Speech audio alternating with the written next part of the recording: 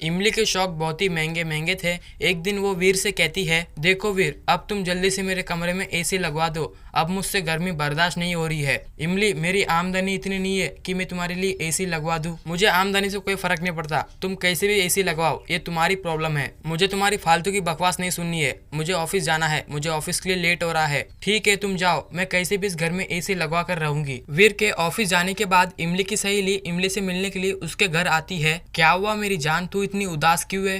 क्या बताओ ट्विंकल, आज मेरी वीर से बहस हो गई। उफ, ये गर्मी। इमली, तू तेरे कमरे में एक एसी क्यों नहीं लगवा लेती? अरे यार, इसी बात पे तो मेरी वीर से बहस हो गई। वो एक पैसा खर्च नहीं करना चाहता है।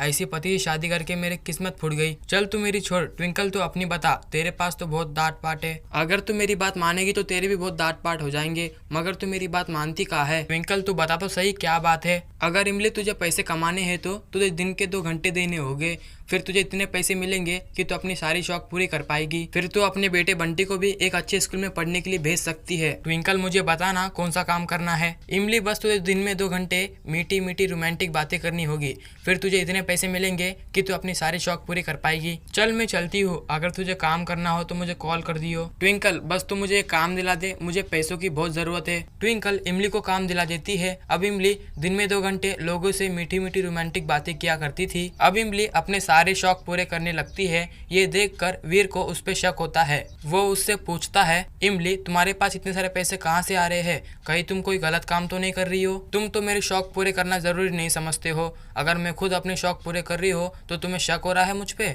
मैं तुम्हें बताना जरूरी नहीं समझती हूँ। ये पैसे कहाँ से आए? तुम अपना काम करो और मैं अपना। ये सुनकर वीर चुप हो जाता है। एक दिन वीर की फाइल घर में रह जाती है और वो उसे लेने के लिए घर पे आता है। वही इमली लोगों से बेशर्मी भरी रोमांटिक बातें कर रही थी। वीर ये सब सुन के दंग हो जाता है। वो इमली से फोन छीन लेता है। कमबख्त, तू ये काम करके अपने शौक पूरे कर रही थी, निकल जा इस घर से, कहीं और जाके अपनी बेशर्मीगिरी कर। तुम अपना मुंह बंद करो, खुद तो मेरे शौक पूरे नहीं कर सकते, आए बड़े मुझे बोलने वाले, और मैं घर छोड़ के नहीं जाऊंगी। फिर वीर इमली को गुस्से में डंडे से मारता है। तभी बंटी स्कूल से आ जाता है। वीर उसे इमली की सारी बातें बता देता है। अब वीर बंटी को लेकर वहाँ से चला जाता है।